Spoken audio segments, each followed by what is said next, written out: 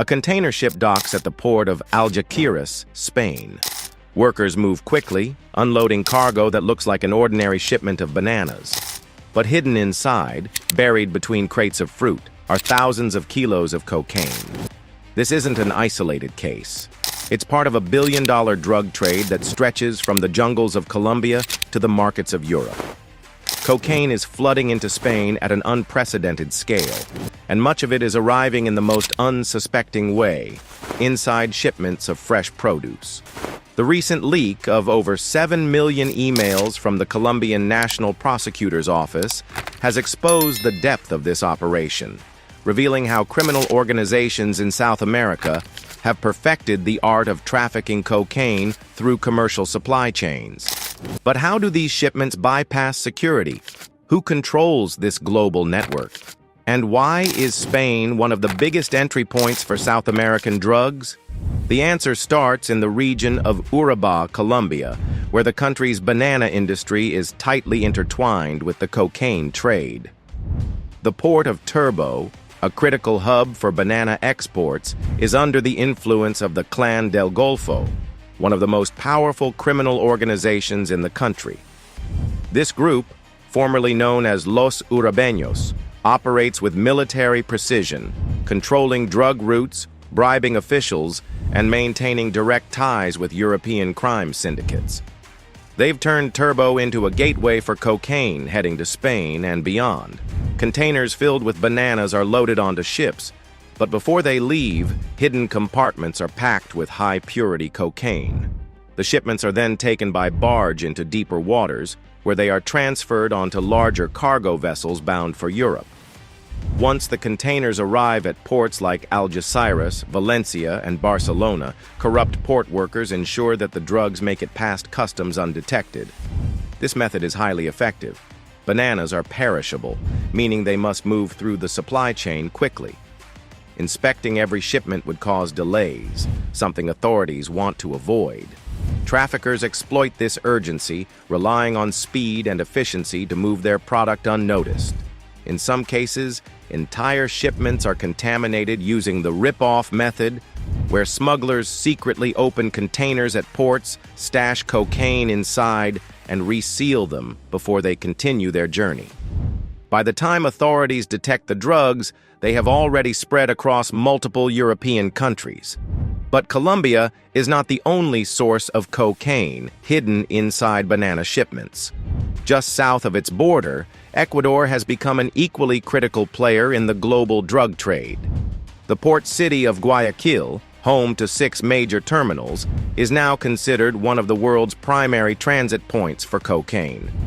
While Ecuador does not produce the drug, its location between Colombia and Peru, 2 of the largest cocaine-producing nations, makes it an ideal transit hub. The cocaine arrives in Guayaquil by road, often concealed within legitimate cargo trucks. Once at the ports, traffickers use sophisticated methods to hide the drugs. Some shipments are placed inside hollowed-out sections of refrigerated containers. Others are packed inside the walls and ceilings of cargo units. Despite efforts to improve security, only a fraction of containers are physically inspected. According to Ecuadorian anti-narcotics chief Pablo Ramirez, out of more than 329,000 containers that left Ecuador in a recent year, only 28.5% were checked. The rest made their way to Europe with little oversight.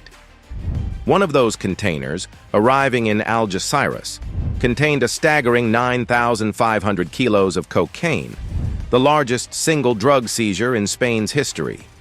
The sheer scale of this operation suggests that for every shipment intercepted, many more are slipping through undetected. The growing role of Guayaquil in drug trafficking has turned the city into one of the most violent places in Latin America. Powerful cartels, including groups from Mexico and the Balkans, have established a presence there, using the port as a launch point for massive cocaine shipments.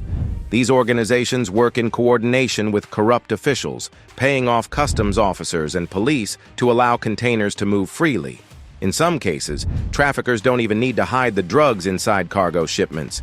Entire containers are loaded with nothing but cocaine, disguised as legitimate exports. But the smuggling doesn't stop in Spain. Once the cocaine arrives, it is distributed across Europe by criminal groups with deep roots in the continent's underworld. The Clan del Golfo maintains a strong presence in Spain, with operatives stationed in Madrid and Galicia. They work closely with European mafias, including the Calabrian 'Ndrangheta, Sicilian Cosa Nostra, and the notorious Mocro Mafia, a Dutch-Moroccan organization responsible for some of Europe's most violent drug-related crimes. These groups handle the logistics of cocaine distribution, ensuring that the shipments reach markets in France, Germany, the UK, and beyond. The Mocro Mafia, in particular, has proven to be a key player in the European drug trade. Operating out of the Netherlands and Belgium, they specialize in retrieving drug shipments from ports like Rotterdam and Antwerp. In recent years, the group has been linked to high-profile assassinations, including the murder of Dutch journalist Peter R. de Vries. Their leader, Ridouan Taghi, is currently imprisoned, but his organization continues to operate, leveraging its control over European ports to facilitate massive cocaine imports. Authorities have made significant seizures in recent years, yet these represent only a fraction of the total shipments moving through Europe's ports. In 2019, Operation Seedle, a Europol-backed investigation, led to the confiscation of 6,000 kilos of cocaine hidden in banana shipments from Turbo.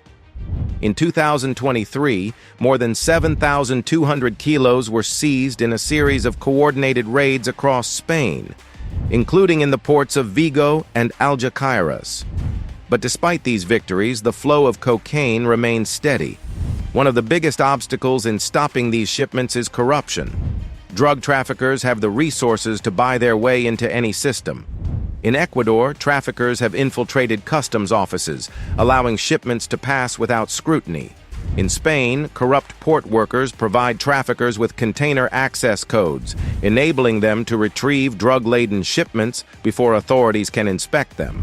In some cases, traffickers don't even need human help. Hackers have successfully infiltrated port computer systems, manipulating tracking records to make sure cocaine-filled containers are never flagged for inspection. The infiltration of technology is one of the newest strategies employed by drug cartels. In the port of Rotterdam, investigators uncovered an operation where traffickers hired hackers to break into the port's security network. These hackers obtained container PIN numbers, allowing smugglers to remove drug shipments before customs officials even knew they had arrived. This level of cyber infiltration makes it nearly impossible for law enforcement to track every shipment, giving traffickers an unprecedented level of control over the cocaine trade. But while Spain and the Netherlands are primary entry points, cocaine shipments don't always come directly from Colombia or Ecuador. Other South American countries have also become key players in the trafficking network. Brazil, for example, serves as a major launch point, with ports like Santos sending cocaine-filled containers to Spain on a regular basis. The PCC, Brazil's most powerful criminal organization, has established links with European traffickers, using shipping routes to flood the continent with cocaine. Paraguay and Panama also play important roles.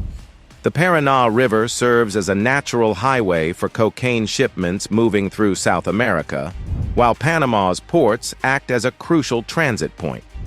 Many of the containers that pass through Panama on their way to Spain contain cocaine from Colombia and Ecuador, making the country a key player in the global supply chain.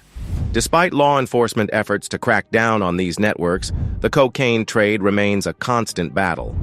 Every major drug bust represents a small victory, but traffickers are always one step ahead, finding new ways to smuggle their product into Europe. The demand for cocaine continues to rise, fueling a criminal economy that generates billions in profits. Until security improves at ports and corruption is rooted out at every level, the shipments will keep coming. Right now, as authorities inspect a handful of containers, hundreds more are passing through unchecked. The question isn't whether more cocaine is on the way, it's how much is already here. If you found this video informative, leave a comment and share your thoughts on how authorities can better combat drug trafficking. Don't forget to like and subscribe for more in-depth reports on global crime networks.